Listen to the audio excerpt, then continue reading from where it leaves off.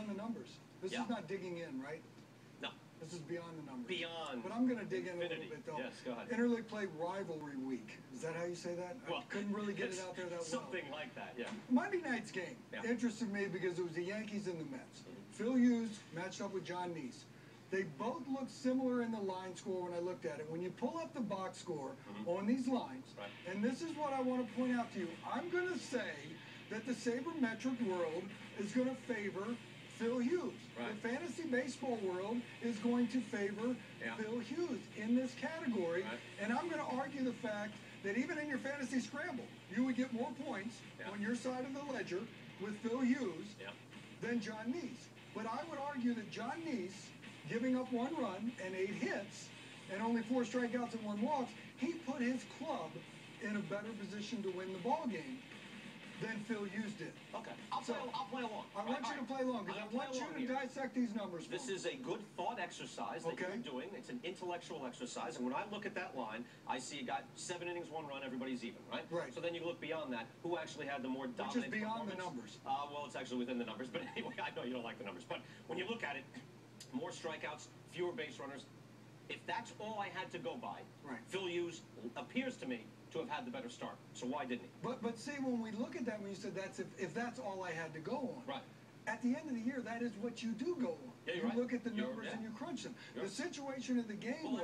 Let me just say, everybody does. Everybody looks at ERA. Everybody looks at all the other numbers. Everybody looks at the situation of the game, though, John Neese got out of a jam in the top of the 7th inning. He's losing 1-0, gets out of a 2nd and 3rd situation, gets Gardner to hit a ground ball out with 2 outs, right? The next hitter comes up would be David Wright leading off the inning. He gives up a home run. Phil Hughes gives up a home run to David Wright, which ties the game, which therefore, when I look at the individual specific situations that always develop within a game situation, John Neese put his club in a better chance. Phil Hughes goes out there, doesn't give up the home run, doesn't allow the game to get tied up. Then the next thing you know, the Yankees are winning this game. So even though the line score looked favorable to Phil Hughes, he gave up his 1 run at the absolute worst time for his club. The Mets tied it up in the situation, went on to win the game later. So wait, you're saying because he gave up his run last, that's a worse performance? How it all played out, momentum of everything. Neese gets out of a jam. The next hitter... Wasn't it already 1-0? It was already 1-0. He'd already given up his run. He gives up, he gets out of a jam, then Wright goes deep.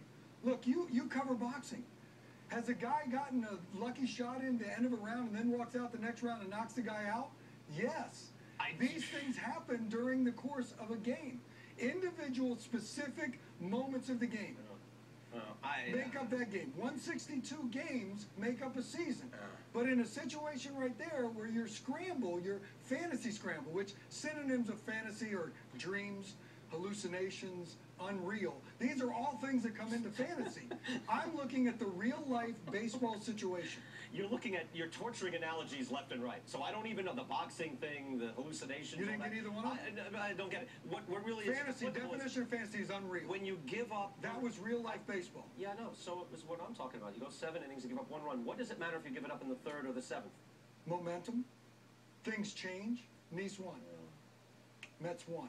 That's what makes the difference. But they won because the bullpens then gave up a run after Phil Hughes left. He put his team in a better position. When they both left, it was 1-1. So how is he still in a better position? How? It's tied.